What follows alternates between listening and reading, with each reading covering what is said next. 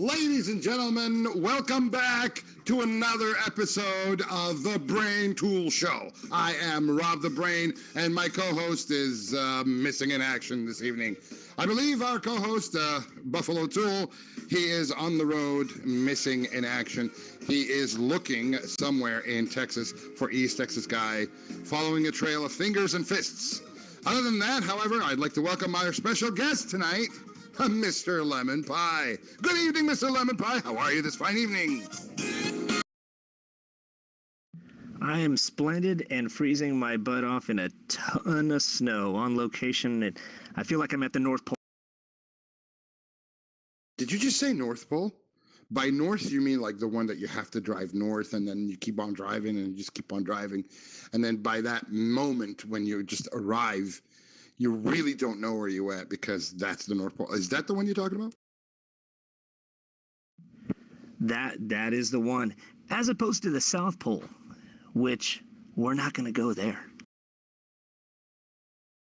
And why aren't we going there? I hear the South Pole has a lot of beautiful stuff, nice, gorgeous scenery. Some people say that the South Pole has a big, giant hole in it. No, I can't help but think if there was a big, giant hole in it, that would be the Earth's asshole. It would, and who wouldn't want to go there? I mean, it's very much like visiting the South Pole as it is. You're going to want to suit up. You want to protect yourself from the elements. Of course, the elements, yes. See, it's really weird. Physics, especially when it comes to,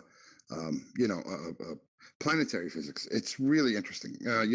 Meteorology has been, with us for the past, roughly 60, 70 years, when we actually started predicting weather better and studying weather and actually predicting weather. And for the most part, we get almost 80% of it right. And then you have that 20% where it's like, oh, wait a minute, that came out of nowhere. But, which brings me to this particular subject. I mean, climate change. Climate change is happening, folks. It's true. It's happening. Miami is already 2 inches underwater. Yeah, really. It's being flooded as we speak. And which gave me a thought. Really, it did. I mean, I live currently in Orlando, Florida. And if I am living in Orlando, Florida, and it's an elevation for the rest of the state, that means, according to scientists, I should be having a beachfront property, say, in about 40 years. See, that's the way to do it. That's brilliant. You know, what you do is you get that little chunk of land on the inside that nobody wants right now. And if we could just speed up climate change, speed it up, if we could just get this place, nice and cooking, like you said, before you know it, beachfront property. The way I look at it, maybe it's not so much a negative, but maybe this could be going our way. Yes, this could be going our way. If you live in an elevation, folks, this is a great idea. Invest in higher ground. Yes, you should. If you live on a hill, hey, just you wait. Pretty soon you're going to need a swimsuit and a volleyball. Yes. No, not to name it Wilson and put a hand stamp on it and call it, hey, Wilson, how you doing? That sort of thing. No, you're not going to need that. But you will need the volleyball for you in order for you to have fun with your neighbors playing volleyball. Yeah. Beach ball. I like that idea. That's a great, great sport, really.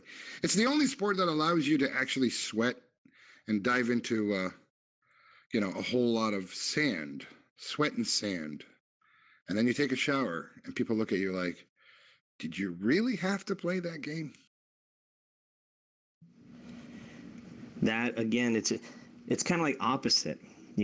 It's opposite of everything you want to experience at a beach. Most people just want to be laying out there. They don't want the sand up their crack or anything like that. But for some reason, you got some crazy folks that are like, you know what? I need something to do out here where I could just have that sand all over me.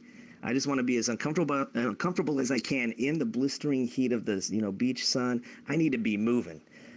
For you all, if that's you, beach volleyball. Which is a bad thing because, you sit at the beach and they tell you, the sun is hitting you and you're sweating your ass off, and then no, no, no, no, no, no. Sweating by sitting down is not enough. You actually have to have an activity where you're sweating even profusely, even twice as much, and the sand is kicking up and getting stuck all over your chest and your butt crack and all sorts of places where it shouldn't be. And it's like, hey, wait a minute, is that sand? Oh wait, I know it's not. It's not. It's global warming. So that is no longer sand. That is just plastic pellets. Oh, lovely. Brilliant. That's got to be what it is. For those people that love the global warming, for those people that want to sand up their crack, for those people that just want to be sweating and active out on the sun, for those people that just don't want to be out there relaxing, that's got to be the reason beach volleyball exists. It is clearly not at all for the sake of bringing out a female companion so you can watch her bouncing around hitting a ball. By wait a minute. By a female friend companion bouncing a ball, which ball are you talking about? The ones that she's naturally born with, or is it the third one that you're actually adding up to? Clearly the ones that she's born with, because nobody goes to beach volleyball for that. Check out a nice young thing in her little swimsuit out there, being active. No, this thing was designed for people that just wanted to sand up the crack. Sand up the crack. Which reminds me, as of late, I don't know if you've heard, plastic has been making its way into the oceans, and it's becoming, plastic doesn't deteriorate. It's one material that you really can't deteriorate, and it doesn't really go away. And what happens is, with time, it starts to become into like a sand granules of sand, and those are the pellets that we're talking about. And it's one thing to have sand up your crack, but plastic sand, whoa, that's a thought, really. I mean, will that be almost like wearing a condom if you roll into one of these and all sweat? Oh, it's a thought, isn't it? Depends on how active you are out there. Depends on how active you are, because, those little pellets collect, they can assemble. And that's one thing you really don't want to have up your crack. I mean, there are some people that want that up their crack. That's the beach volleyball players, I'm guessing. No offense to beach volleyball players, each to their own. Hopefully a little later in the show, little sneak peek here, we'll be taking a look and maybe solving the mystery of plastic in the crack. That's gonna, hopefully if I can squeeze that in there a little later, pardon the pun, but one of those unsolved mysteries that we can maybe hopefully get to the bottom of, or maybe a listener could help solve a mystery. Speaking of listeners, I know we have listeners all over the internet, and they send us email and they send us requests, and they send us bomb threats and death threats and all sorts of stuff. I just want to share that with everybody. Thank you for your lovely gestures. Really, we love them, especially when you tell me, Rob the Brain. This one reads this here. Check this out. Rob the Brain is an over-eccentric, a little maniac that actually loves using the word condescending. ... Sad face. I never understood, where did that come from? When did I ever use the word condescending in our show? I don't recall me ever saying that.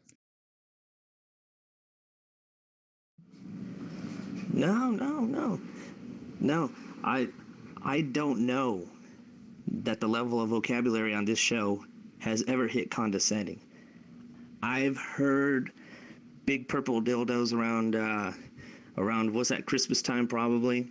I remember hearing all kinds of stuff, but I don't know that we've ever tapped into that level of vocabulary on the show. Right. It's not an intelligent show. We don't say things like condescending and words that I can't pronounce, like benzometrine. Have you ever heard of benzometrine? Really, this is a real thing. If you look into any food product, you always find benzometrine in there. And it turns out it's a preservative. Now, it took me almost 3 years to actually pronounce it correctly, benzometrine. And you're going to get a kick out of this. I actually looked it up in the dictionary, because the dictionary breaks it down to a syllabus and everything. And I, I didn't even know what a syllabus is until I actually looked it up again. And syllabus was to break down the words. And it's like, oh, right. Yeah, they call me Rob the Brain. But the truth is, I'm brain dead, really. All this stuff about vocabulary. I mean, we're learning new shit on the show tonight. There you go, benzadrimylene. That's a good word there you can use. For all you listeners out there, they get into discussion about benzadrimylene. I can't even pronounce that. But let's go back to the egotistical part in our fan mail. Well, you know what? Before we talk about the egotistical part, how about you just tell us about your day, tell us about you, and why don't you just go on and on about yourself before we hit the egotistical part? Right, egotistical. I am egotistical. I like the testicle part of the ego. That's my favorite. So I practiced that today. I've been walking around saying, hey, I'm Rob the Brain. I have an ego, and it's testicular. And people just looked at me funny all day. Yeah, especially the toll booth lady. When she says, "Oh, it's $1, please." I says, "Here you go, ma'am. Did you know that I am egotistical?" And she goes, "What?" I says, I do have an ego, and I am testicle." She goes, "Uh-huh." She didn't understand what I was talking about. So I knew that I was very intelligent walking around telling people that I have an egotistical kind of way of doing things. And I am the ego man.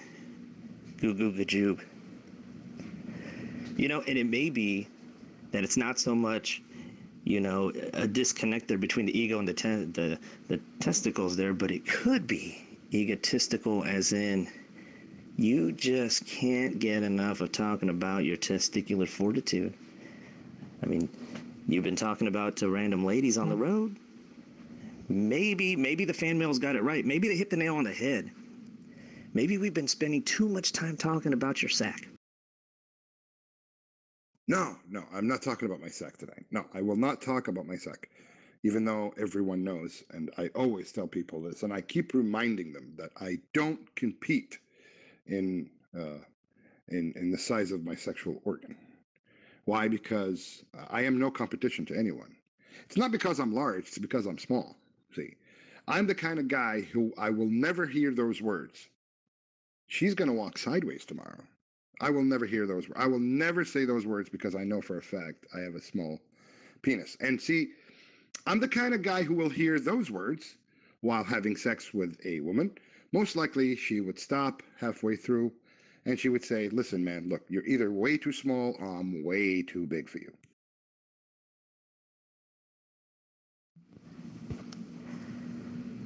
I don't know. You're right, because to talk about that kind of thing, it can get a little tacky there. It gets a little tacky. There's other things that you could brag about. You want to be egotistical. There's other directions you could take. You could throw out benzahimidrim, that word. See where that conversation goes. There's got to be there are other ways. There are other ways to reach a woman's heart, without using your genitals. Although there are a lot of people out there that would brag that they probably could get on in there and reach a woman's heart with it, but that's just tacky. You don't want to go that direction. I don't know if it's tacky. Tacky would be something that wilts, like an old piece of lettuce. It's nice and firm, and then the next day it's like wilty. It loses its crunch. Yeah, tacky. Mm-hmm. Pizza can be tacky too. Yeah, if it's not cooked correctly. Yeah, sure. Another one that could be tacky is my ego. I have a tacky ego. I can walk around telling people that I have a small penis and brag about it. Whereas most people would be like, "What are you bragging about?" I'm like, "That's right." It takes a small man to say what I say. Yeah, man, I was just reading there in the text box there.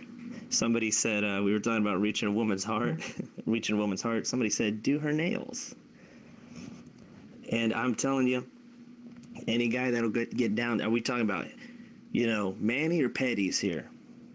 Manny or Petties? Because feet might be one of those places you don't want to go, but you got a guy with that testicular fortitude he doesn't want to brag about, or non-testicular fortitude he wants to brag about. He can get down there, do those toenails, brush away the corns, get that stone out. Does that take a real man, or is that just somewhere you don't want to go?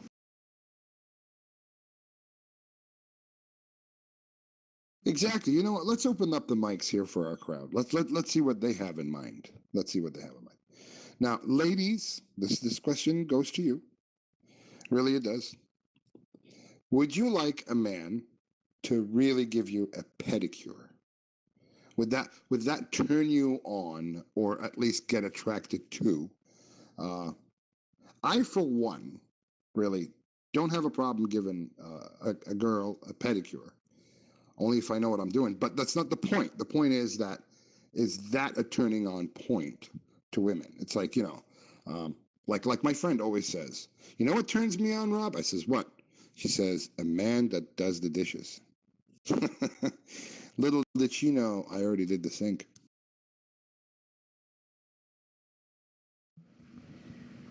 I saw Amber in there in the text box that's like, touch my feet? No way. It sounds like that's a stay away zone. It's kind of funny because there's other zones that I know that can become go-tos for women, but the feet, I just saw in there, it said no way. And that usually tends to be the norm that I usually get when talking to women. Because naturally, I go straight for the feet and they're like,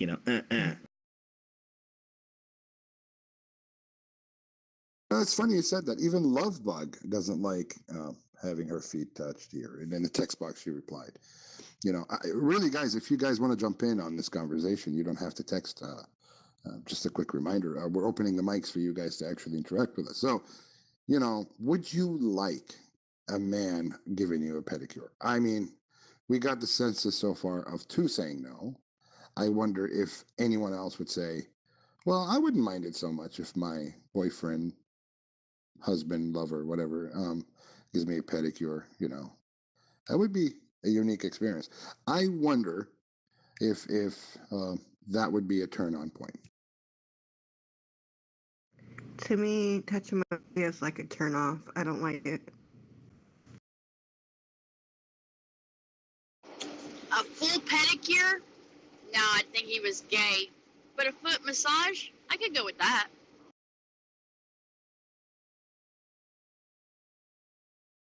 All right. So Lovebug finds it uncomfortable. And I believe Angel in Kansas says, she would think it's gay. But a massage is not gay. So how is that any different? I mean, this guy is actually fiddling around with your toes, massaging your feet in hot water. I mean, it's not that far off, really.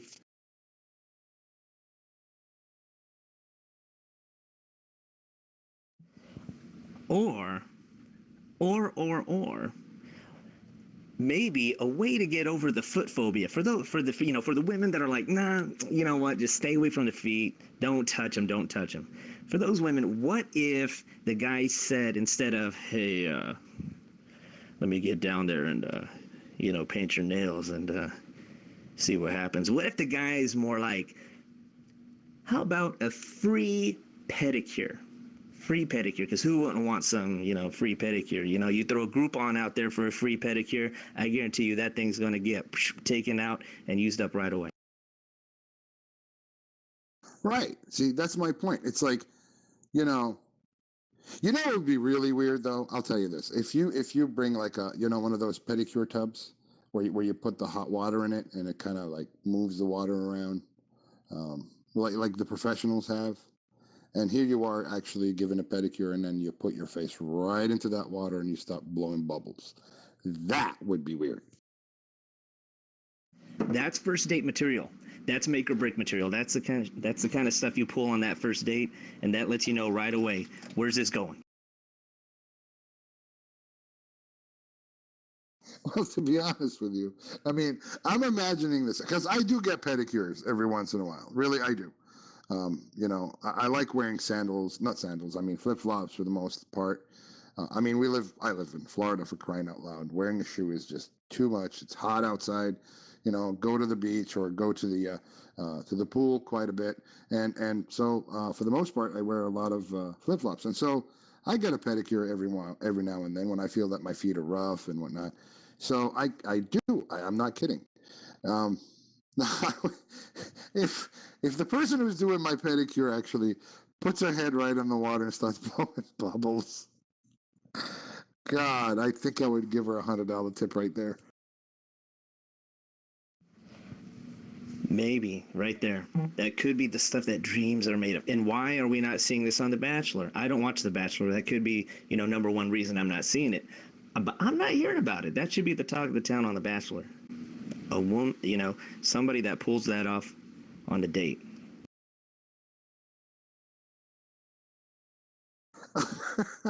To be honest with you, it is a good prank, You don't like your date so much, you want to get rid of her. Hey, tell you what, let's go get a pedicure done. Yeah, yeah. And then he just gets up, puts his face right in the water, and starts blowing bubbles.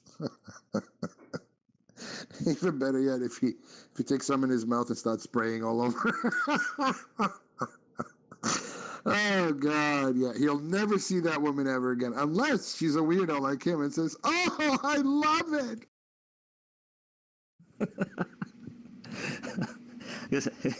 I'm trying really hard not to picture that right now. I'll throw this one out there also to the listeners, both the men and the women. One of my best friends, we were in high school, and he said this. He said, I'll know I've met the woman I want to marry when she pops the zits on my back. I want to know, is this true love? Is this something that guys look for? Is this something that women would be up for? Is this something that is already happening somewhere out there in a relationship?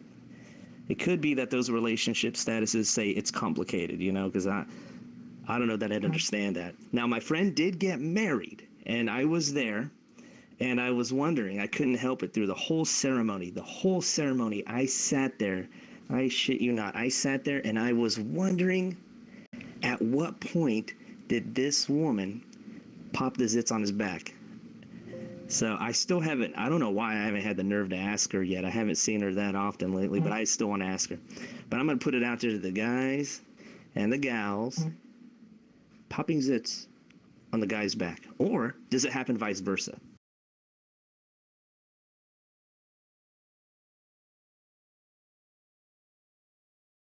Oh, come on, guys. You want to talk about this. Would you enjoy and or indulge in the activity of popping zits, whether you're on the receiving or the giving end of it? Yeah, don't be shy. Go ahead, key up. I want to know, is this true love? Or true love? I mean, if he needs help and it's bothering him, then I would pop it. I mean, if you love somebody, you're going to do anything for them to help them. And I would do it personally. I would if it's bothering him that bad and he couldn't reach it. But I'll make sure I would alcohol and bleach my hands after I was done. Everything I ever popped was my ex-girlfriend's cherry. I would definitely, for the man of my dreams, for the man I love. If he had a problem like that on his back, he needed it popped or taken care of, I'd do anything for him. Yep, I would. Even if he had a boil on his butt, I'd probably help take care of that too. Yep, I would. It's just something neat, and I would hope he would do return for me. Because that's true love. That's true commitment right there. Taking care of each other's needs, in sickness and in health, is how the saying goes, isn't it? Sickness and in health. Well, that counts under that. Hello, Minnesota here. First time caller, long time listener. Yeah, I would pop anything on a girl. I mean, if she had a boil, one time I had an ex girlfriend that had a boil about the size of a marble on the back of her neck. And it was itching like crazy. And I told her to put some cream on it, some bacitracin, and cover it up. She did it for a day and it was ready to pop. She asked me if I would do it. I squeezed it.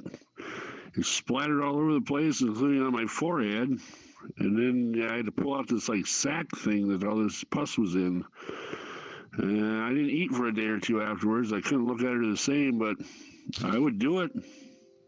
I would do anything to please my woman. Let's say so. If the boil was on someone's butt, that'd be the true meaning of being a pain in their ass.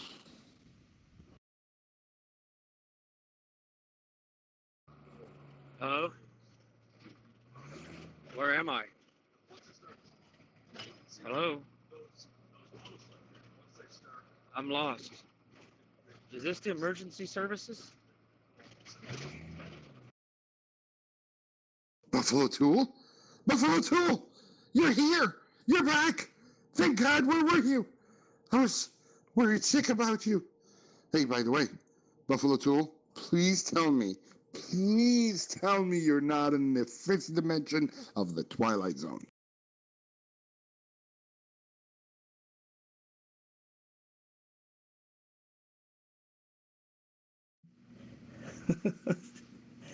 You know, this is like reminding me of that. This is reminding me of that Twilight Zone. Or who was it that just like, disappeared into thin air and all you could hear was their voice? The Simpsons parodied it, where like Homer ended up in the fourth dimension. I think Buffalo Tool could be lost in the fifth dimension. Which reminds me, Buffalo Tool, I will pop your zits because you're my man. I love you, dude. I will pop the zits gladly on your back, if need be. Though, if you have zits on your balls, it's preferably for you to go see a doctor at that point.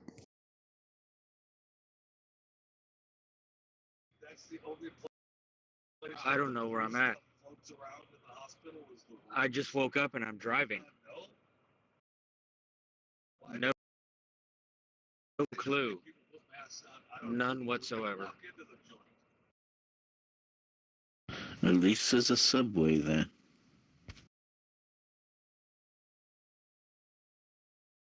What do you mean you woke up and you were driving? What do you mean? What, you've been abducted by aliens? You lost some time? What happened?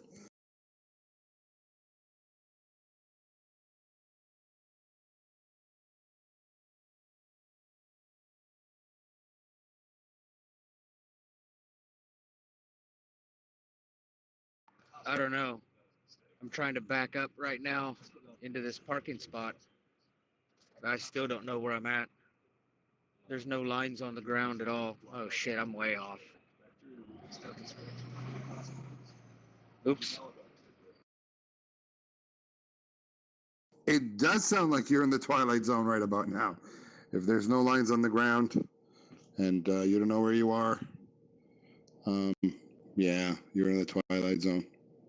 Yeah. That fifth dimension of the Twilight Zone, I don't know how you get into it. Really, I don't. I mean, if I wanted to go to the fifth dimension of the Twilight Zone, what door or what gate or what how do I enter the Twilight Zone is what I don't understand.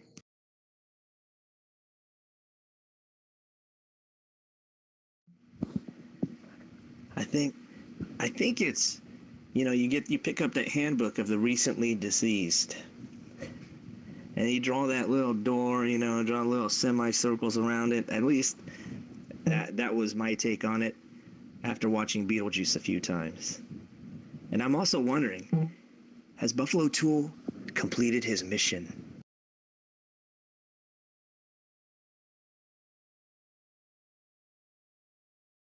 Buffalo Tool, are you there, man? Are you there?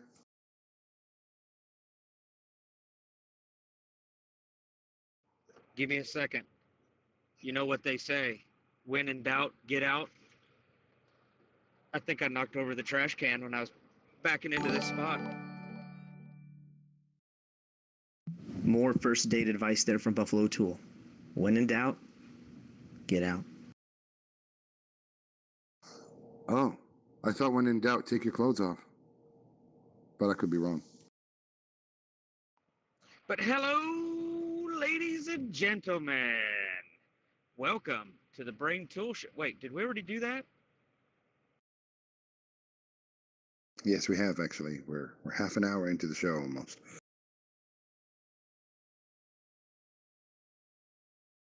I think I did get into the Twilight Zone because I don't remember the first half hour of the show. It went something like this. You know,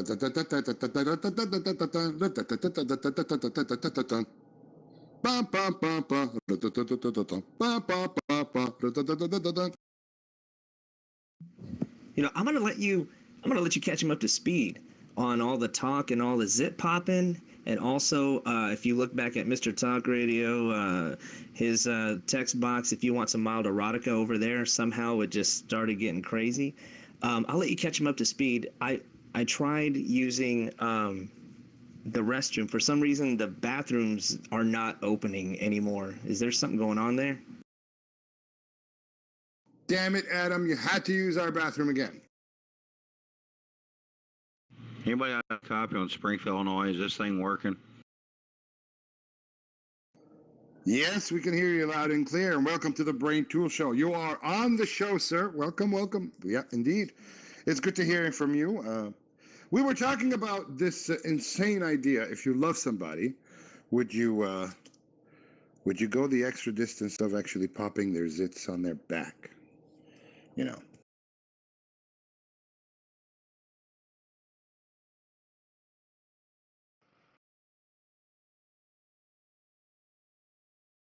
Well, thank you for bringing me up to speed. And so the bathroom's not working. Adam. It had to be Adam. You know, if he's not clogging up our toilets, he's gluing his ass to the seat. I mean, come on. What is it with him in our restrooms? I'm sorry, folks. Yes, the bathrooms are temporarily out of order, along with the women's room. I'm tightly screwing on a new faucet as I was trying to switch out commodes to put bidets that squirt and powder your butts.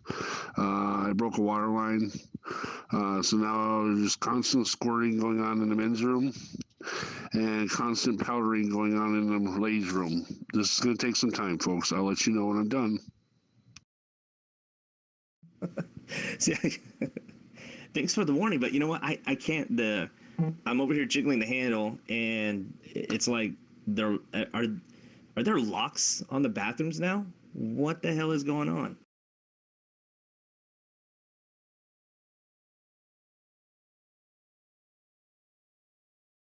We had to install locks on the bathroom door because one certain person who's going to remain nameless clogs up our toilets and glues himself to the seat. So what we did was we installed locks with a, like at the hotel with the little card, you know. So if you have the card, you can swipe it and get in. If you don't, you're not dropping a deuce in that toilet today. But if you do, please submit a picture to the Brain Tool Show of your deuce that you dropped. Rob, would you like to give them the email address? Good evening, CB Drama Free. Glad to hear the Brain Tool Show out here.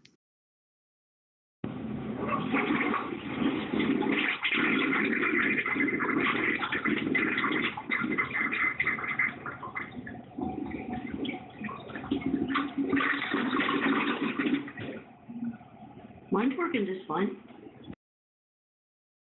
Oh, Amber's breaking the rules right there. You know that Rob hasn't even handed out the email address, and she's over there, you know, giving it the old double flush. We got to get that email address. Plus, I'm gonna need a card. That was a power flush there, Amber. That was awesome. I love the sound of your toilet. Yes, folks, as you heard it, actually, our email is very simple to reach. All you have to do is type in Rebel Outlaw Crew, one word, Rebel Outlaw Crew, at gmailgroups.com. Is it Gmail Groups? No. Oh, no. Google. Yeah, Google. Google Groups. Wait a minute. Computer check. Assistance, please.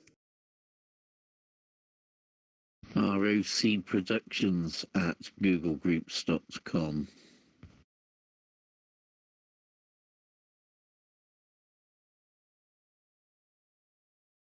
Right. Wow, computer chick, you sound so British and manly all of a sudden. Love you, girl.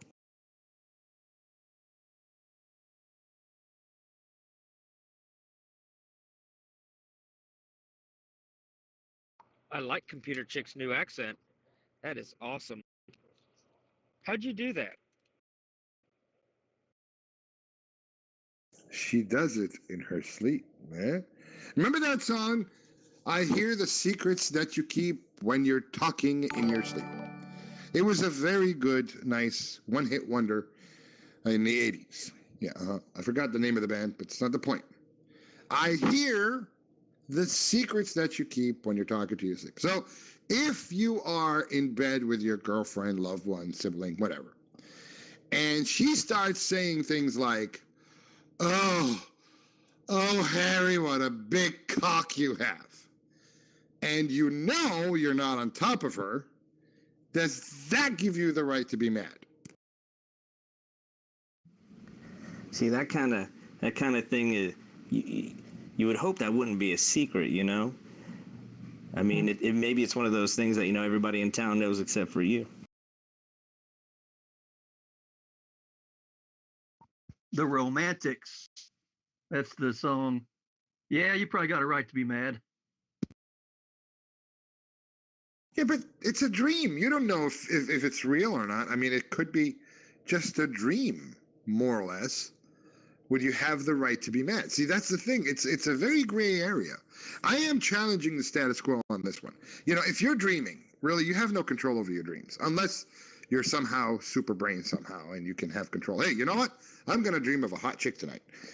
And literally, you do that. But then, would you be honestly mad at that person if they were dreaming about something that is so not right?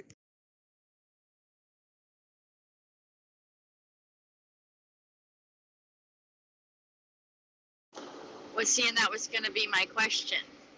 If she's yelling out, "Oh, Harry," is your name Harry? Or do you even know somebody named Harry? Or does she? Or is he completely fictional? Well, you know, she could have shouted out anybody's name. And it doesn't have to be she, it could be a he. Oh, Harry, what a big cock you have. Does that make him a gay guy all of a sudden? Is that a secret, really? Or is it that he could be watching TV or a porn in his dream and he saw this big, ginormous cock on a 3D glasses? I mean, that would be amazing. I know if I was dreaming of watching a porn in 3D glasses and a big dick coming in my face, I would be saying that too. See, if you're in the middle of lovemaking and she yells out someone else's name, I think that would make me stop right then and there. It's like, whoa, all right, who's Rob? Why'd you yell out Rob's name? Oh, I don't know. Okay, you know what? This little session is over. I suddenly have a headache. I'm going to sleep. And in that case, it would probably be more like, based on first chunk of the show, you missed out on this piece, but based on the first chunk of the show, oh, Rob, it's so small. I think yes, maybe yes. Oh, God, yeah? Yeah. See, I am a proud small man. Really, I am. I think I would be very flattered if he says that. Oh, Rob, you're so small. I don't feel a damn thing. Get off of me.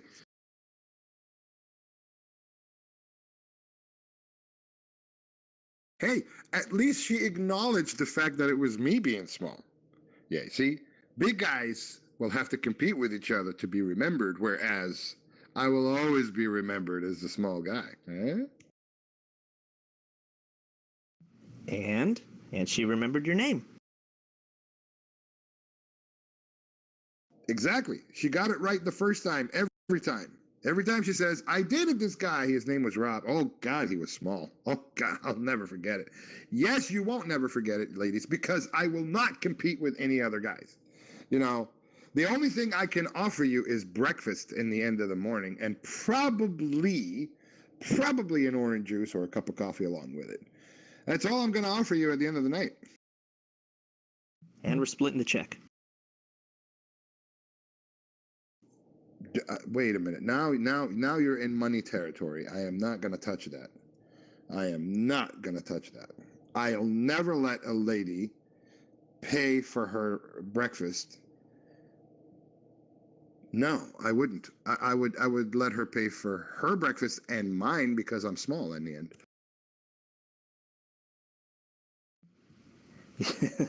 That's the ticket right there. You know, if somebody ever wrote a book on, life hacks, there you go right there. How to get her in bed, or him, offer them the continental breakfast. Speaking of life hacks, there is a new book that I've been trying to promote, and it's called Useless Life Hacks. Yes, according to the book, I believe Useless Life Hacks 127, right? If you ever need a day off or getting off work, and you need an excuse, a sad, miserable excuse, you can always say that you glued your ass to the seat. How do you achieve that? Is by having step 1, find glue. Step 2, find a toilet with a seat. Step 3, oh God, I can't believe I'm reading this. Put glue on seat. Step 4, sit on seat. Step 5, attempt to get off. And then step 6, call boss or person and take a photo and tell them, literally, you glued your ass to a toilet seat. What a great book. You know what? It's a great book. Really, you guys should have it. It's amazing. It's called Useless Life Hacks. It's amazing. That was Useless Life Hack number 127. Useless Life Hacks for your life. Another useless life hack, actually, useless life hack number 27. I love this one. This is my favorite. Another excuse of actually coming out of reasons. If you ever need a reason to come out of things, you can always say that you fell and cracked your skull, and it went so bad that you had to scoop your brain back into your head and take a photo of it. But this time, send them a photo of your head, really, with no injury whatsoever. You will baffle the person for days, wondering, where's that crack in your skull? That was Useless Life Hacks number 27. What an amazing book. It really is. That was Useless Life Hacks number 27.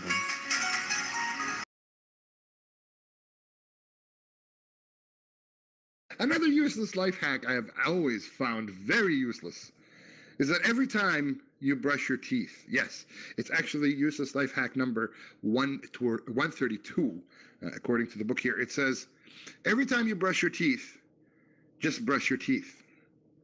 And then rinse and spit. Brush again, rinse and spit. Purpose? Not necessarily to brush your teeth for teeth's sake. It's because you do it every day. There's a useless life hack for you. That was Useless Life Hack. I can't even remember the number that he mentioned. Available. Bookstores everywhere. And via ebook on Kindle. Another useless life hack that I found very, very useful, even though it says useless, was every time you look at a clock, you'll find out what time it is. How to achieve that? By simply looking at clock. Read the numbers or digits and translate them in your brain as to what time it is of the day. That is very, very informative. I never knew that this is a useless. This is a great book. Really, it is. Really, really it is. That's a great useless life hack. That was another useless life hack. Again, available at bookstores everywhere. How to live like a champion. Speaking of living like a champion, a useless life hack that says, and I quote, that's exactly what it said. A blank page. It's useless life hack. Amazing book. Amazing.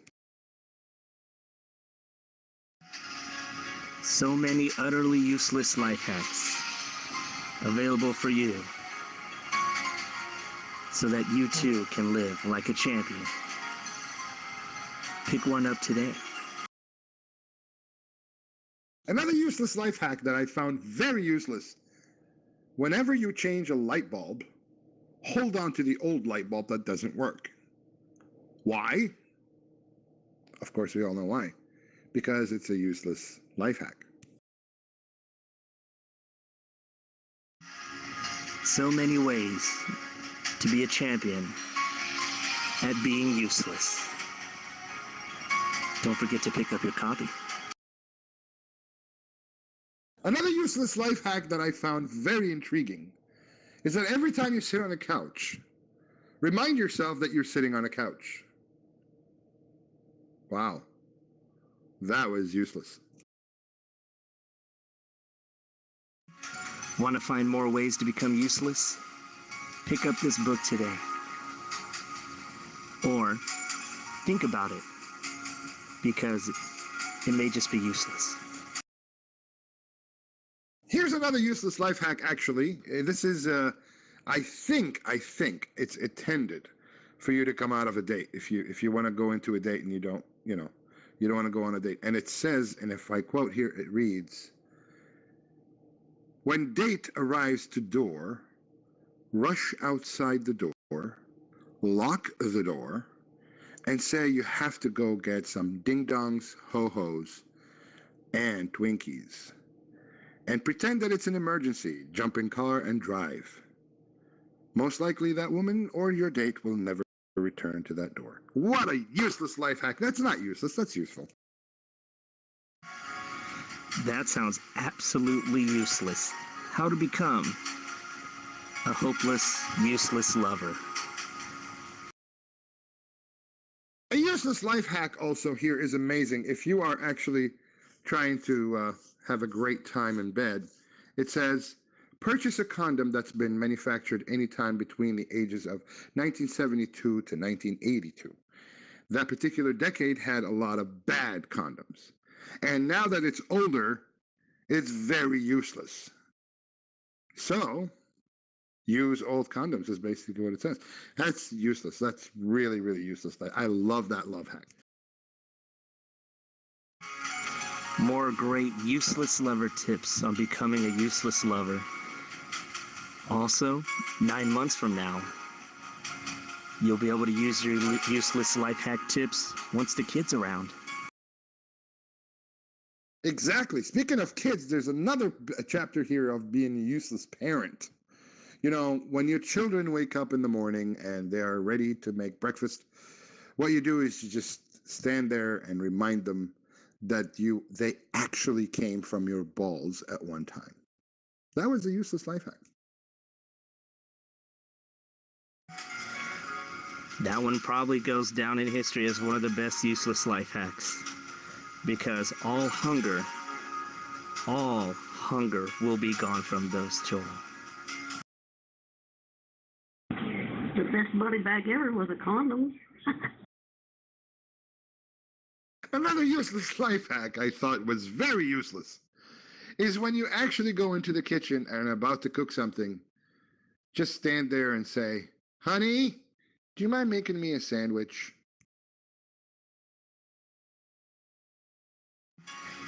Useless life hacks. Some of those life hacks are pretty useless for getting your sandwich and also for losing the love of your life, making you utterly useless. Another useless life hack is very important. That works for me every time my wife gives me grief. I walk into in the room and I say to her, "Honey, I got fired from work. So, what's for dinner?"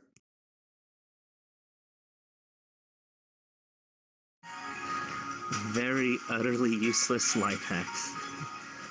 All written by probably the champion of champion useless authors. Another useless life hack that I found very intriguing, this actually involves driving. Every time you get into a car and you start the engine, you could turn the engine back off and say, the heck with it. I don't feel like driving. Driving your way towards a useless life.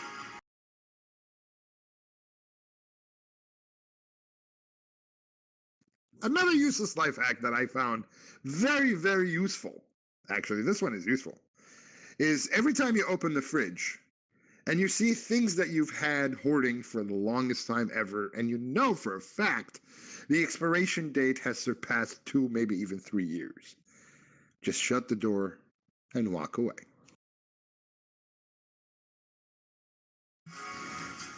Love these useless life hacks. Shut the door, walk away. There's also another useless life hack in there where you just open the door and just look in and walk away. Yes, there's a useless life hack for almost everything in your life with this book. I mean, my favorite one. This is my top favorite. A useless life hack number 382. After taking a major dump, just get up and walk away. That was utterly useful. That one's pretty useless, especially since it didn't mention sending it to the Brain Tool Show. A nice photo of the doo-doo. Right. The useless life hack that I always find amazing is every time I turn on the radio, I just say, that's the radio. That's amazing. And I nod my head as if I know what's going on, but really I have no idea. And then when someone asks, do you really know what's going on? I always look at them and smile and say, not a clue. Many wonderful useless life hacks to make your life useless. Pick up your copy today, if you're not that useless yet.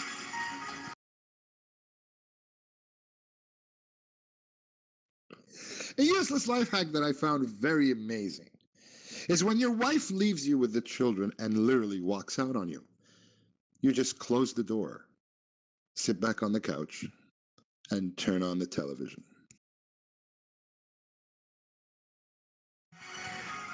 Many ways to make your life utterly lonely and useless.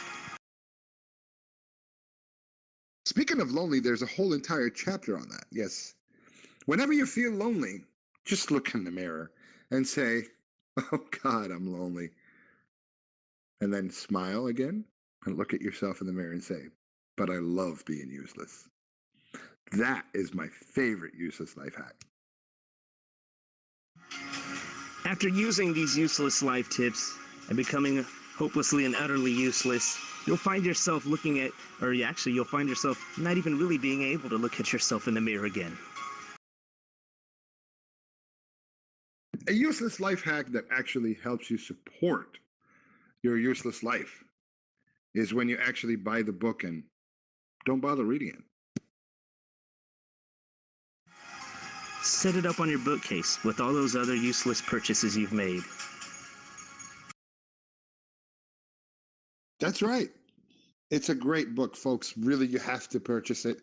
It's amazing. It's got tons of tips on how to become useless. And there's plenty of hacks, especially food hacks. My favorite, considering that I love to cook and I like to eat, there's plenty of those, A useless life hack, one of which is actually my very favorite, is that when you go into the kitchen, just say, oh, that's the kitchen. And just sit there and admire the stove, admire all the other appliances that you may or may not have. And then when you're done admiring them, just call for pizza. And you're doing this staring at all those useless items in your kitchen that you were useless to use because you uselessly chased off the love of your life with your useless life. The achievements of this book are quite amazing. My very favorite chapter on this book is actually about how televisions don't work. If you have a television that don't work, it's okay. You can just go to your neighbors, knock on the door, enter, grab the remote, turn on whatever you want to watch. And then when they ask you to leave, just don't reply. Because there's nothing better in life than free cable. The reviews for this book are phenomenal. I'd read a few, but these useless people that have become champions of a useless life just haven't really bothered to send any in. A useless life hack that actually has something to do with taking the mass transit. If you're standing at a bus stop and you see somebody next to you standing there, just leave them alone.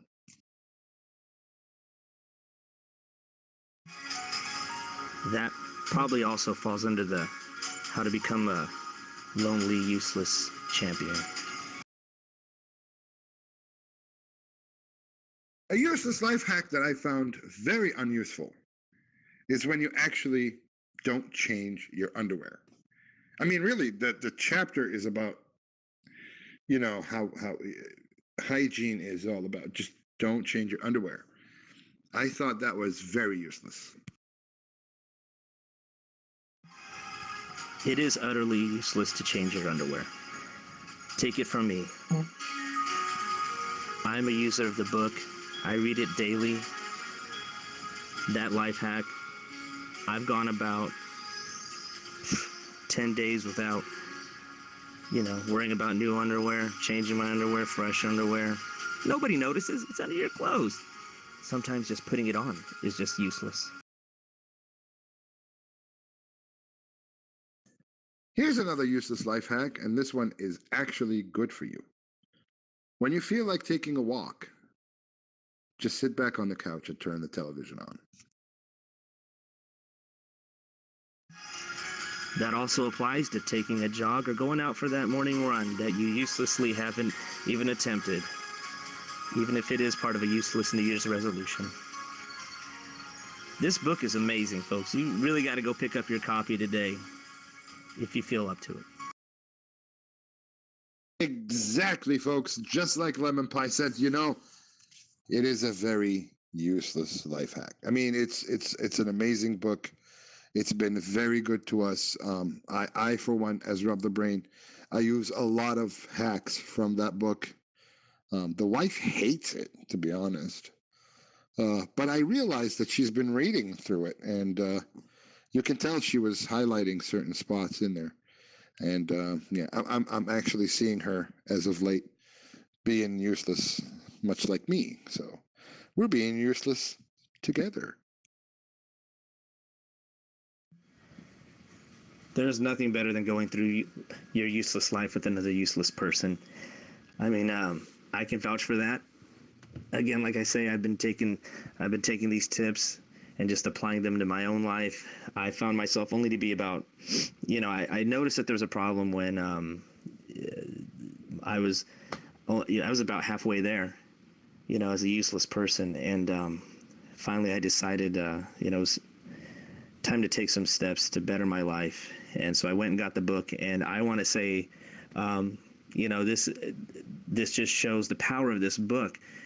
I've been told by many people, friends, family, coworkers, the numbers growing of just how useless I've actually become.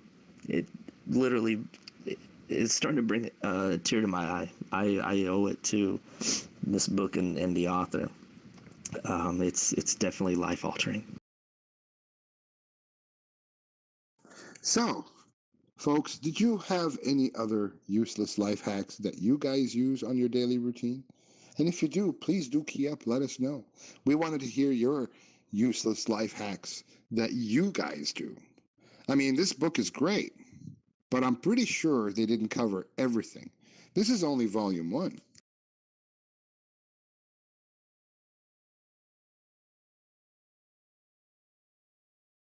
So everybody's useful, they're not useless.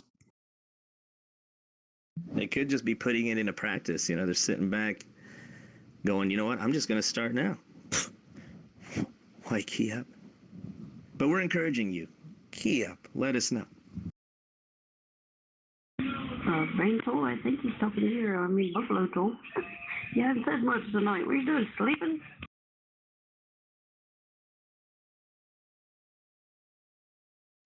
I think some people left and started to watch Chariots of Fire. I'm useless. Yes, I am. Not changing my socks. Just forget about it. Uselessness. And then I buy food you're supposed to not eat as useless. It gets you fat and everything. People say you gotta lose weight. So you know, the book is helping me. It's pretty useless. Yes, I'm so proud of it. That's amazing. Thank you, folks. We love your interaction. This is amazing. Amazing. Blind lemon pie. You see what I'm talking about. Being useless is something that, useless. Yeah, like I said, I'm a testament to the book. I'm a reader. I'm a believer in the useless lifestyle. Part of the reason I am, here with you guys tonight instead of going out, I figured it was just much easier just to be here. It was much more useless to go out and, have a night out, visit friends and family. They don't even bother with me anymore. That just shows, again, the power of useless life hacks. And why change your socks? Like, you don't need socks that look the same, right? Nobody's gonna see them. They're gonna be in your shoes. Oh, I wear sandals with socks. Useless.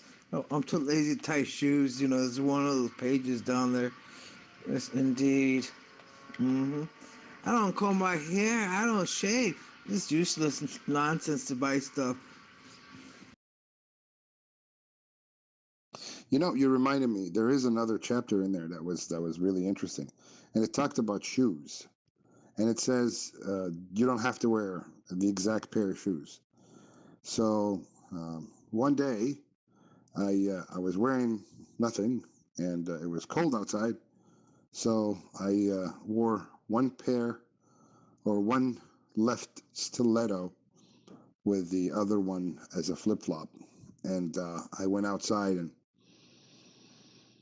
it was utterly useless. It almost broke my ankle, but hey, I don't know how to walk into a stiletto, so that was useless, but I did it anyway.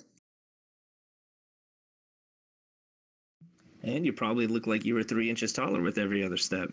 Maybe 4 or 5, depending on what I nearly said what pair you wore, but which stiletto you wore.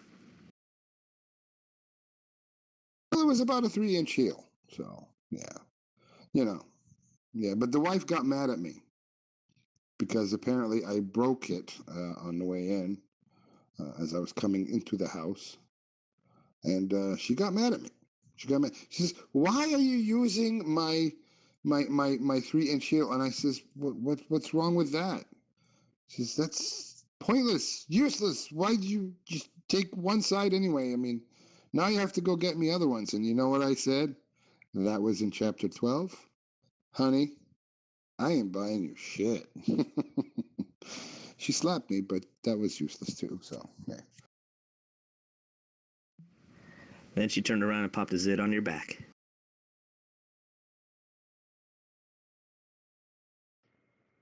I am here. I'm just having signal issues. I heard you there, Amber.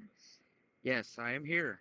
The show must go on. We cannot disappoint our fans, and I do not need any more nasty grams from certain people as to why are we not on the air. our fans have been sending emails as to why did you cancel your show last week? Well, you know what? Issues. But I'm still here and I'm listening in and I will participate as often as I can. Wait a minute. Angry fan base, angry mail. We kept getting that for the past 2 weeks, And I was just talking to it about it. Me and my friend Blind Lemon Pie here, and we were discussing this whole particular angry angry fan mail, and it was just like this one. Listen to this one. This one is really interesting. This one was actually saying Buffalo Tool is useless, and it happens to be. We were talking about the useless life hacks. And I'm thinking, why would you say such a thing? There's another one that says, the brain and tool are exactly that, tools. And I'm thinking, wait, what? If he's the tool, I'm not the tool. I'm the brain. This idiot doesn't know how to pronounce my name, I don't think, or any of ours, really. Another angry mail that actually stated, you motherfuckers, ... Well, eggplant. Smiley face.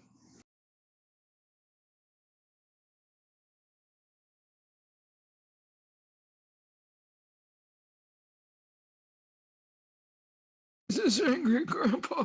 You guys suck. You're useless. Generation. I don't know what's going on with you. Where is me? Agnes, where's my ice cream? Oh my goodness gracious, these kids are so awful.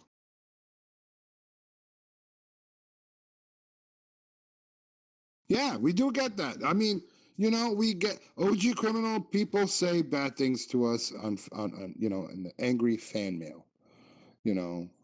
There was this one that says that I have a voice of an asshole. I never heard an asshole speak like I do. The only voice an asshole should make would be. Or sometimes I tend to have the little ones that sound like a question, like, whoop? Yeah, and the occasional, what the hell? That's what asshole says. I'm not an asshole. I wouldn't be speaking if I was an asshole. I would be farting for the most part. And then spewing shit all over, but that's just what an asshole does. I'm not an asshole. See, you're just over here trying to better people's lives. Throwing out useless life hacks. Trying to bring love to the world here. Exactly. We try very hard on this show to do a service to people and tell them exactly how they should be, we reflect society, let's put it this way, and how to become an individual. That's the word. Individual. I didn't even know what that means. But anyway, to be an individual in a society that is productive and useless at the same time. It's just brilliant.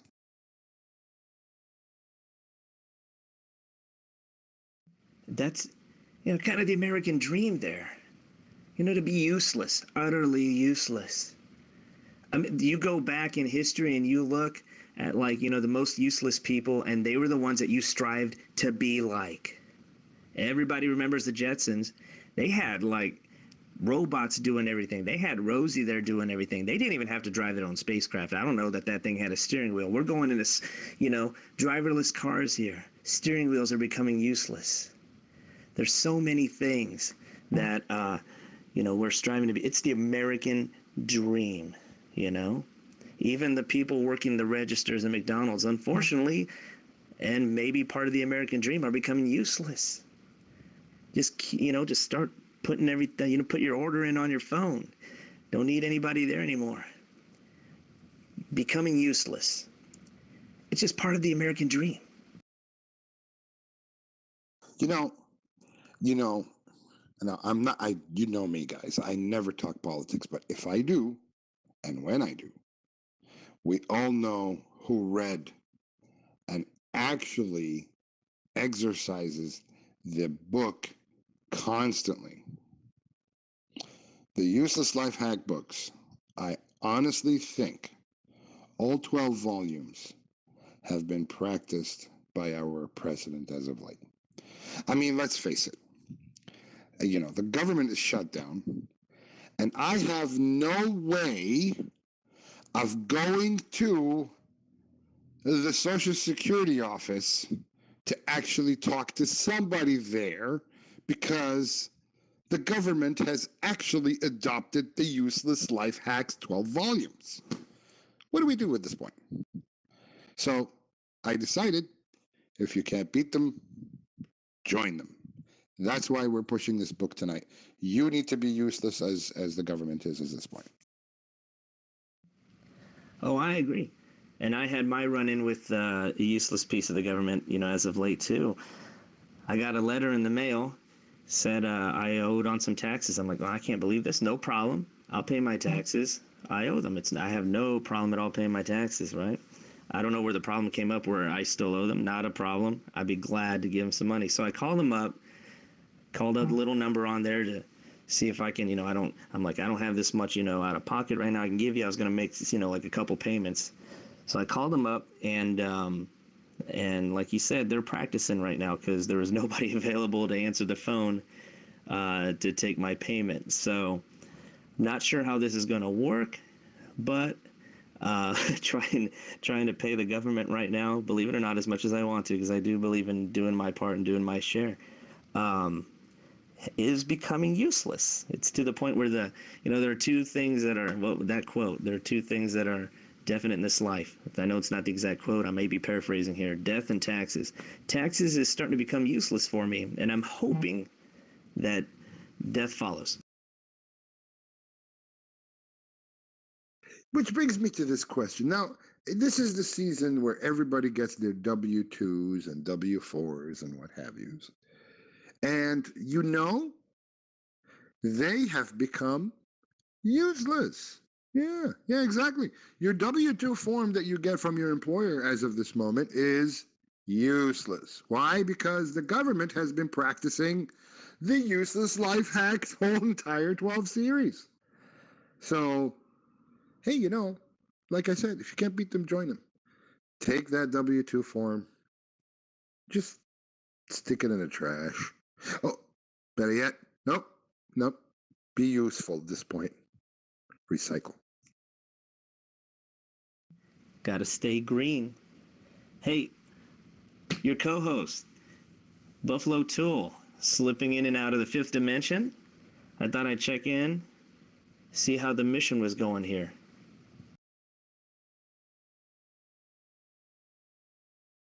I am still here. It's just every once in a while it's kind of hard to get a button because of my current location and lack of sale or service. So I just listen in, and like I said, I'll just key up as I can with my limited wit and humor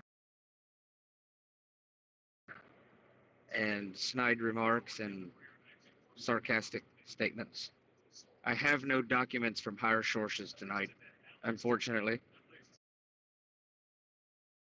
We're coming on to a whole month of having government shut down, and we really are limited on higher sources sending us reports. I mean, I don't have any documents at this point from higher sources, or for that matter, lower sources. I just don't have any freaking sources to go to. Which makes you wonder, how does InfoWars get information from a shut down government is beyond me.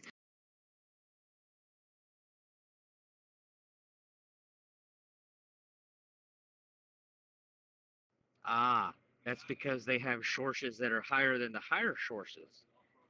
They have sources that are so high they wish to remain nameless.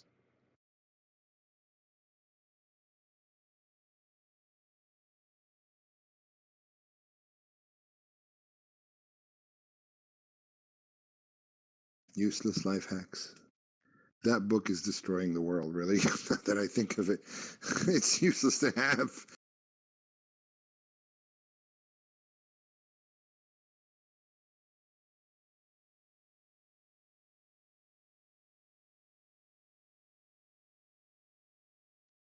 Oh my God! Wait a minute.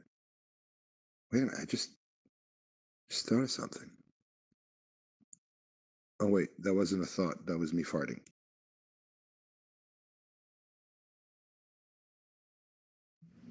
Must be the asshole in you coming out. You know, I'm from Massachusetts. I'm born and raised in Massachusetts. So, you know, the word asshole and Massachusetts, if you combine them together, you get this wonderful creature by the name of masshole. And I am a proud masshole. Yes, I am. That's right. So I'm gonna say being a useful masshole. Wait, did I say useful? Damn, I meant to say useless. Masshole. That means even as an asshole, I wouldn't fart, but yet I did. I did. I farted just a minute ago, and I thought I was thinking, and it turns out I wasn't thinking. It was just a fart coming out. Yeah. Well, you know, this brings me to this particular topic, and this is a bit of a sensitive one. Everyone really hates it when I bring it up, and it's a sensitive topic. Really, it's very, very sensitive, and people don't like to talk about it. I don't know. Can you tell if this is a healthy person or not by looking at their poop? Right, yeah, I did say that. I went there. Yes, I did. Oh, you gotta use his shorts. If you take a look at someone's poop, can you recognize if they are sick or not?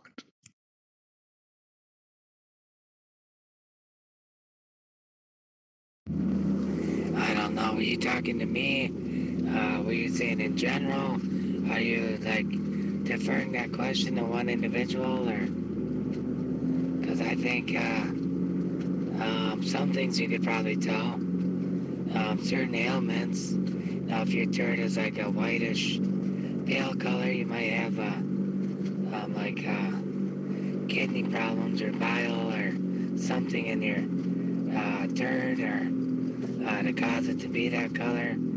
If it's super dark brown, maybe a little red in there, you might have some blood in your stool. If it's green, that's another indicator. Great. Now that you've mentioned that, fornicate, since I have you on here, and welcome to the Brain Tool Show, I have some photos to show you, and I want to get your verdict on it. In your opinion, what do you think of this particular person?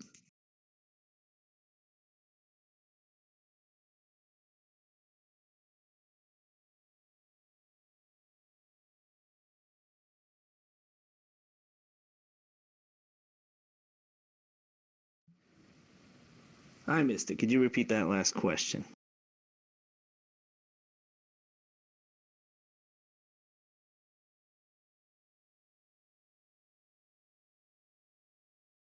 You know, if you look at someone's poop, can you tell if they're healthy or not? And Fornicate said, yes, you can. Of course, by the color, it might indicate that you have some very bowel situations. And I just sent in a photo of this particular turd.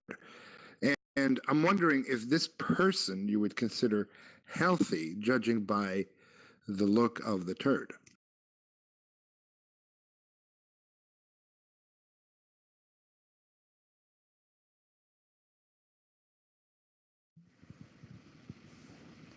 Now, after examining what I'll call Exhibit A,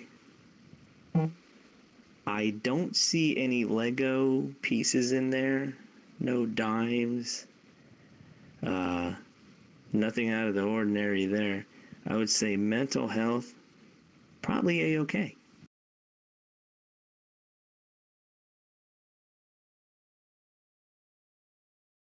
To me, it looks like the person that made this deposit must drink a lot of water, because the poo is not dry. It looks like it has plenty of hydration in it, plenty of moisture. They must consume a lot of liquids. The way it came out in the shape of an L, they must really truly love somebody. They must have been thinking about the love of their life when they deposited this one. Um, Lengthwise, it looks like they ate a pretty good meal. Very good analysis. How about this one particularly? This one to me, every time I look at this one, it reminds me of that Monster. You know, the Monster energy drink. Have you seen the icon that they have? It's like looks like claws that ripped into it. Doesn't that remind you of that?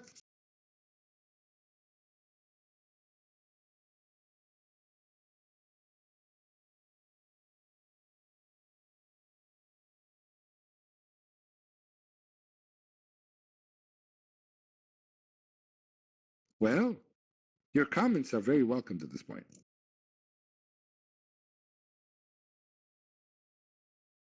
Okay, I'm going to say that the way it broke up into several different pieces, it must have been one heck of a turd after a hearty meal if you would have put them all together and, in one length.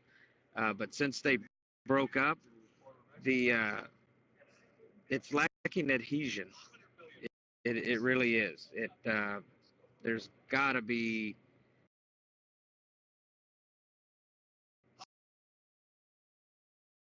some sort of what's the word I'm looking for? Lack of the glue. Let's put it that way.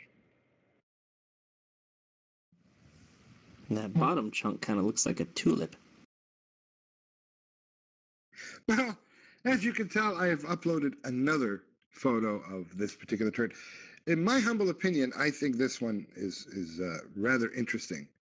I call that a hole in one. I mean, I don't think that person who have made that deposit intended it to fall directly into the hole, but that shows you that his poop has density, and it's sunk right into the hole. It's amazing. I'm amazed by that. I think the second picture, the ones that got the three pieces, the bottom one looks like a piece of bacon. Well, I kind of have question as to the different sizes. Now, there's a bigger one and a smaller one. Now, did that smaller one, is that like the pilot hole when you're trying to drill through something? The little one came through and opened up for the bigger one to come out second?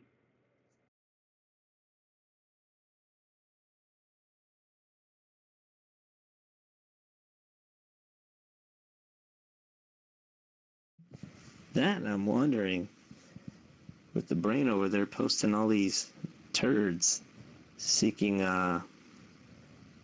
slightly seeking medical advice based on the turds. We're asking for a friend or something here?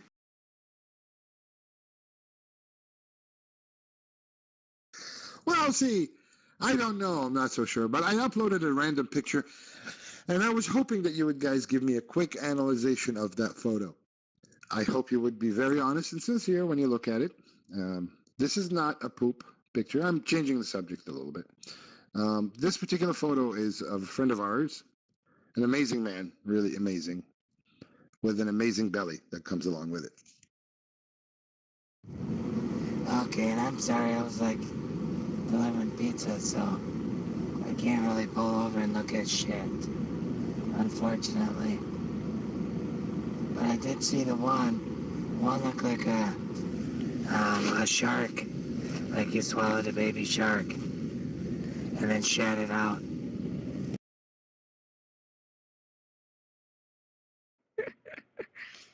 Brilliant, Fornicate. That was brilliant. And wait a minute.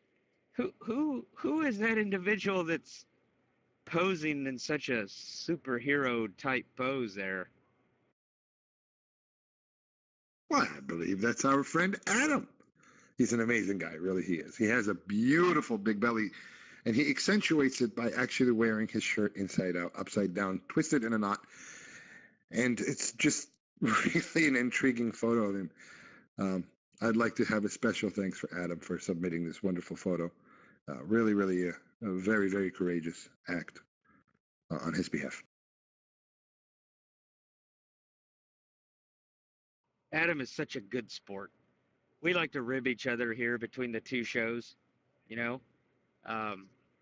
He ribs us, we rib him, which is cool. I'm glad he has a good sense of humor. because I also have a picture of Adam that he submitted via email. I'm sorry, via email.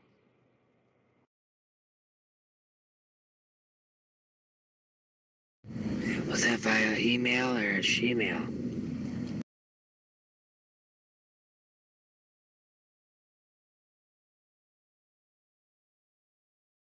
He actually submitted it via snail mail.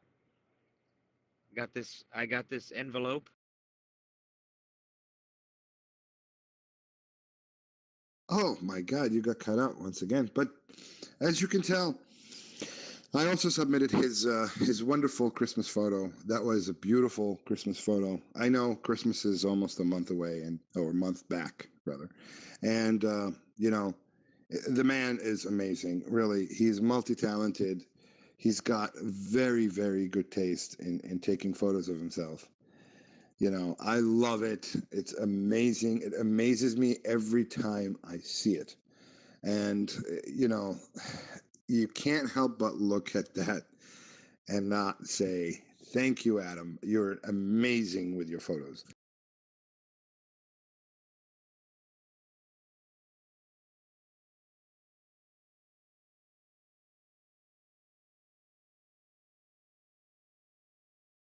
And Rob, would you like to describe this last picture that I posted of him? The one I received in the plain white envelope?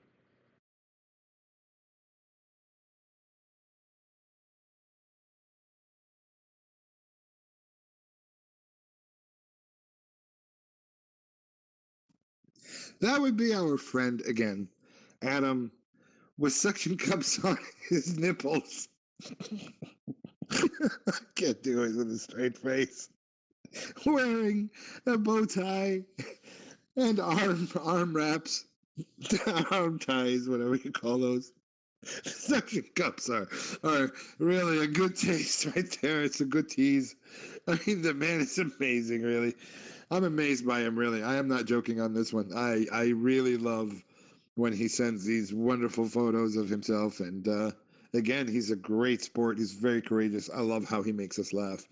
By the way, we will be posting these on our YouTube channel, and on our Twitch channel as well. So, for fans of the show, they're more than welcome to look at those particular photos, and I'm pretty sure they're going to have a kick out of it themselves.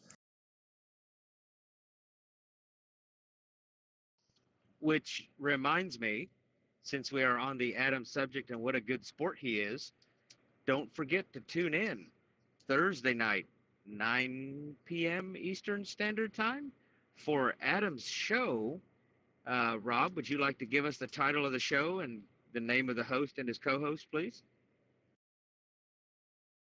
It's Wednesday night, I think he said.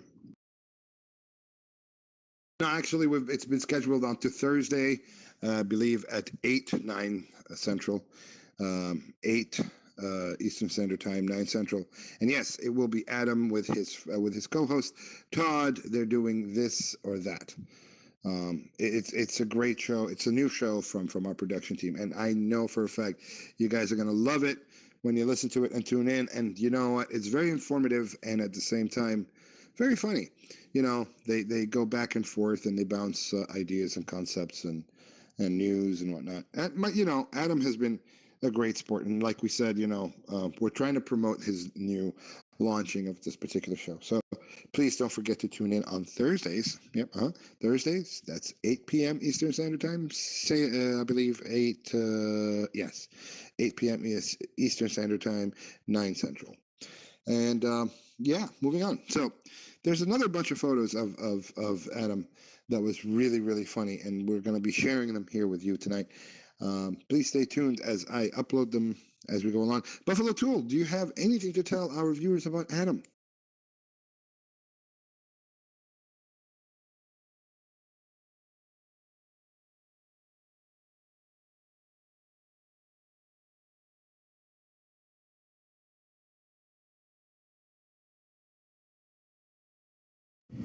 The wonderful stylings of Adam Harriola.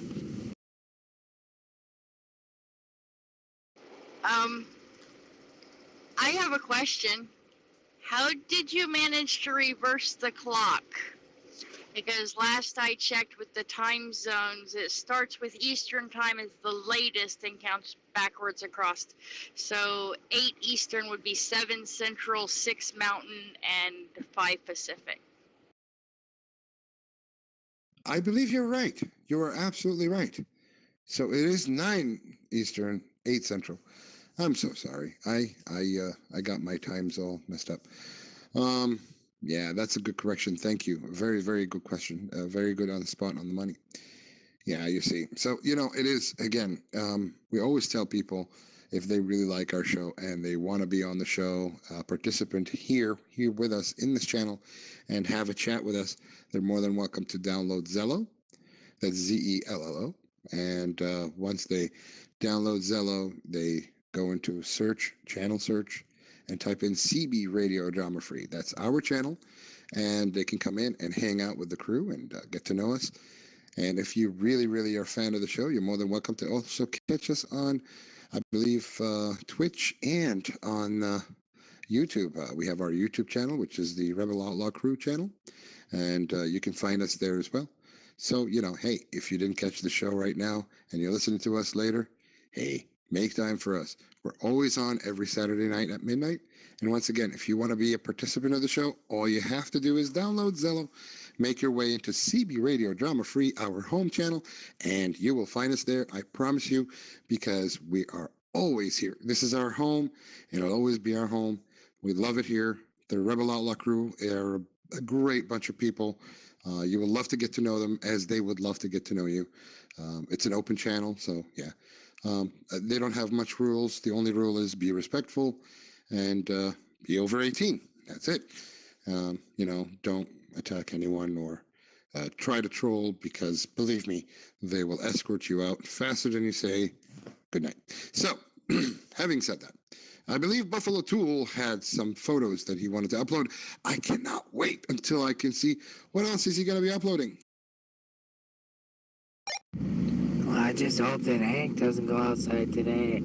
His nipples will shrink very quickly. It's -2, feels like -18.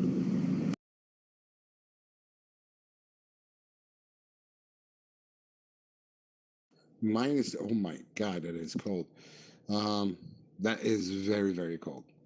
See, that's the thing about living way up north on bordering Canada, and you will get that cold. It's the winter, and that's very, very common in Minnesota, if I'm not mistaken. This is where Minnesota becomes Minnesota, and it becomes snowed in quite a bit. They receive a lot of cold weather and lots of snow. And that's exactly what helps to make those very wonderful cows happy.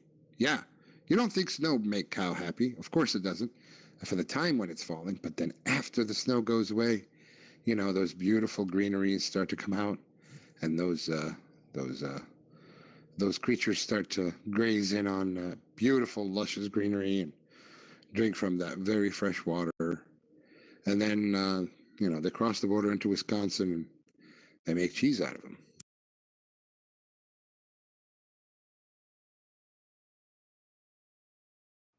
And as you can see in this picture that I just posted of Adam, he's obviously has a fascination for my belt buckle. Yes, I see that very clearly. And I don't think it's your belt buckle, to be honest with you. I think he was trying to cup you. He was going to make you cup you and make you look to the left and cough.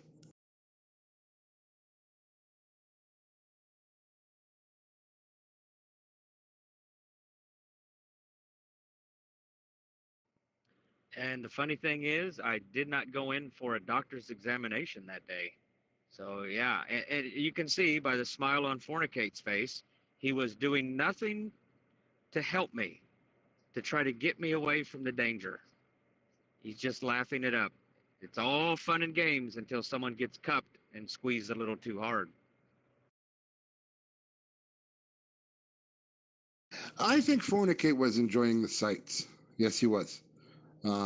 Actually, I'm surprised that Fornicate did not bring out his phone and started videotaping the whole thing. But Fornicate has a bit of a sick sense of humor, if you know what I mean.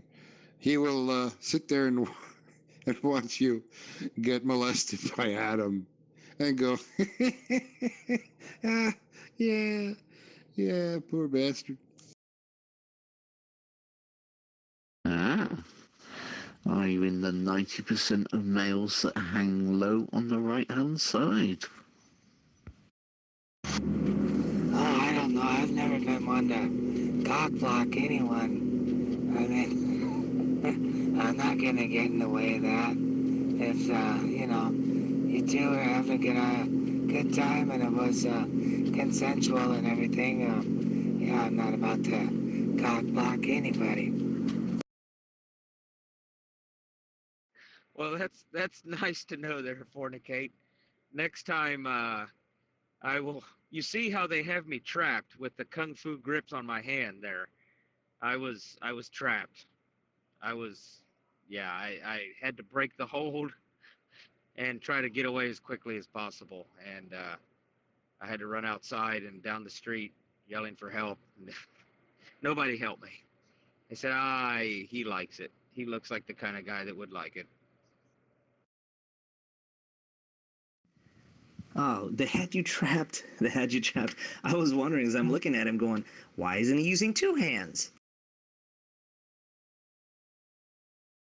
Well, as you can tell here, you see, what I found rather amazing is the fact that,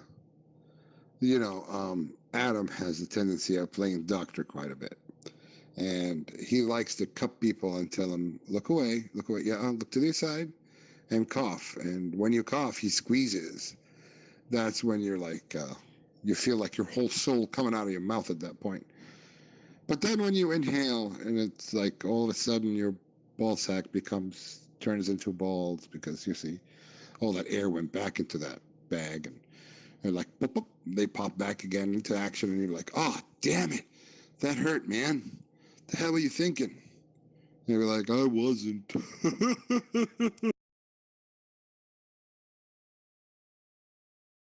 Actually, the sound was more like that. And look at the size of his hands. He's got some massive hands, which brings me to this. Our sponsor, Hank's Hands. Do you need a hand?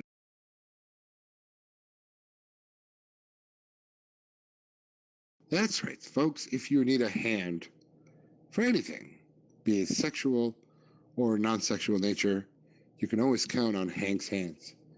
A replica of Hank's Hands are available at all these fine retailers, including Walmart, and now at a better price.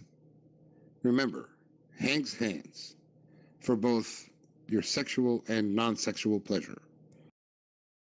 I think it's kind of ironic that over the top of Buffalo Tool's ad is a sign that says wine.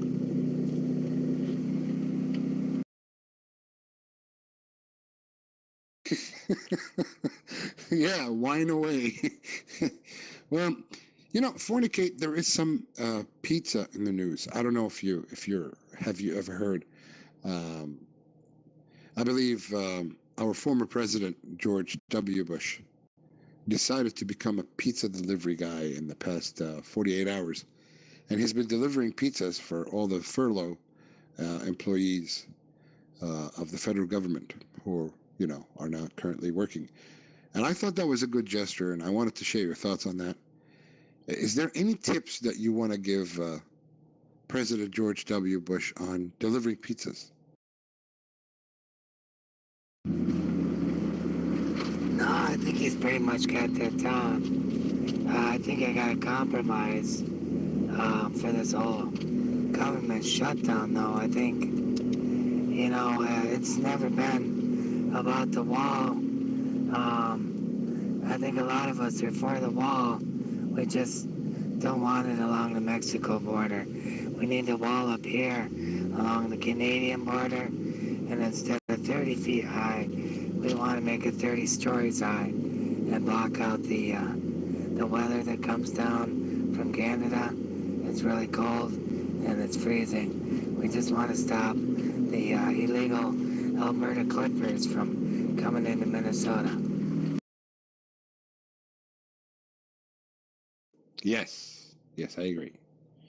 That whole Arctic wind thing that's coming in from the Canadian side of the border has becoming a very much of a nuisance, and it's threatening our ecological system. Whereas the winters are harsher and the summers are warmer, and we blame Canada for that. I'm blaming Canada for that. Canada, shame on you. We are your southern of the border friends. I guess we're your Mexico. But anyway, that's not the point. The point here is that you mistreated us.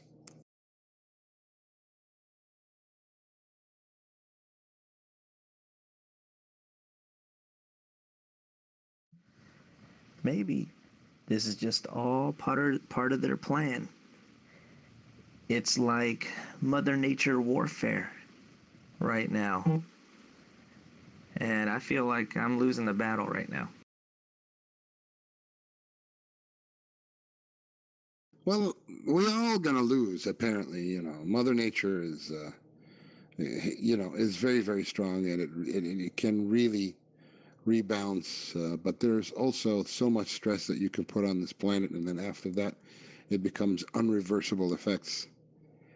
Scientists have moved the clock to 2 minutes away from dead zero, and that's something also in the news as of last week.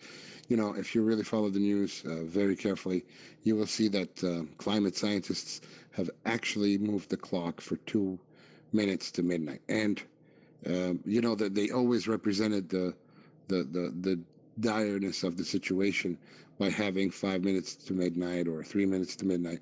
Well, now we're only 2 minutes away from it. So, and by that they mean the situation is getting dire. I mean, I'm not trying to take the show into a serious note, but really, if we don't care for our environment, we will have no more planet, and our extinction begins with climate change.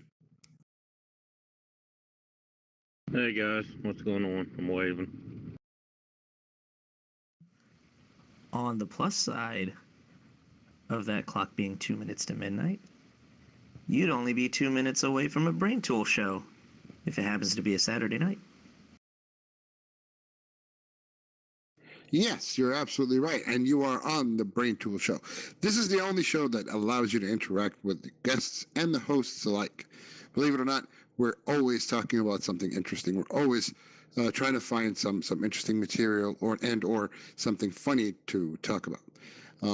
But personally, I don't find climate change that funny. Well, I mean, of course, we will make fun of the situation should the material come up and become something of a joke. But the truth of the matter is, it's a bit of a dire situation. And, if you're a hunter and you depend on eating, hunting game, I believe you're beginning to see the changes. And if that continues on, there will be nothing for you to hunt. And that's a part of the importance of nature preservation. Much like seafood, the fishermen, even fishermen themselves, who wants to go out to sea and fish as much as they possibly can, they have slowed down their operations so they can preserve generations of fish and have it replenish itself on a natural ecosystem, standby. So, having said that, really, one should care for this planet. And this is the only planet we have. Until we have different sciences that can make us go to the stars and beyond, to the very moment, this is the only spaceship we have. And let's not ruin it, guys, really.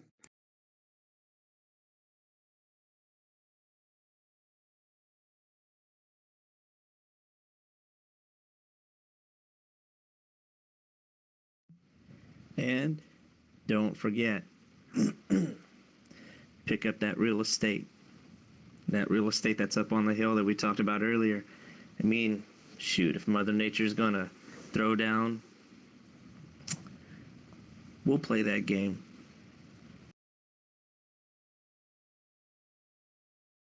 That's right.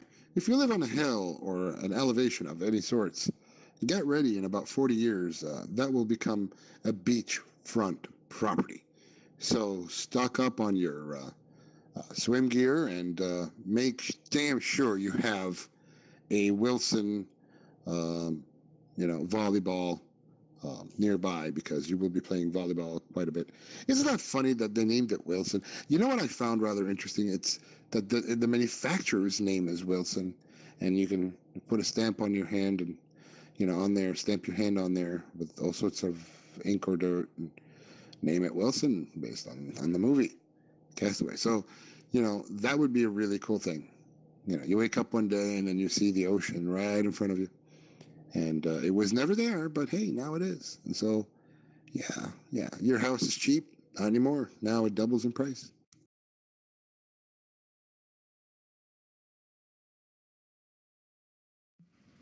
It's like that proverb. You can teach you can,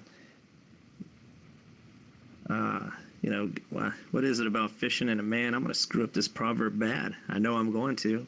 You can catch a fish or something for somebody, give them a meal or whatever. Or you could just wait for good old climate change, do its thing, and teach a man to fish, and he'll have an ocean right in front of him, and he can, feed himself forever. Right? He'll have the ocean at his doorstep. That's probably another one of those useless life hacks. Yes, I think so. And I think, what you were looking for is feed a man a fish, and he will eat. Teach a man how to fish, and he will eat forever. That's the proverb I think that you were looking for. A very good proverb. I like that particular proverb. And that brings us to the bottom of the show. People tune in every week, and they listen in or they participate on the Brain Tool Show. And nothing, fulfills our hearts and brings a smile to my face, along with my co-hosts and everyone in the production team, to know that you guys are in it for us. And so, having said that, I'm about to roll credits. Right? Yay! It's almost over. First of all, we would like to thank our special guest, Blind Lemon Pie. Thank you very much for showing up tonight, and you're an amazing guy. Really, we love you. He's a friend of our show, as you can tell, and he's also a great co-host. I couldn't ask for any better. And of course, I'd like to thank, our executive producer, Computer Chick. You've been great, as always. And of course, the ROC members of the higher ups, that be LBT, Rattlesnake. Thank you again for giving us this opportunity to use your channel as a catalyst and or a platform that we constantly use. For that, we say thank you.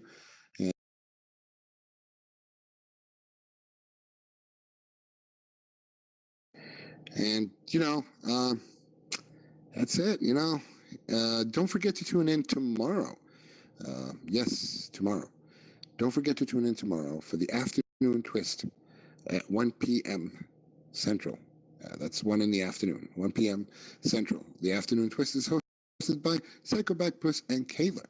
And don't forget also to tune in on Thursdays to catch the new show, This or That. So, having said that, Buffalo Tool, are you still in the fifth dimension, man? And what a good show you had.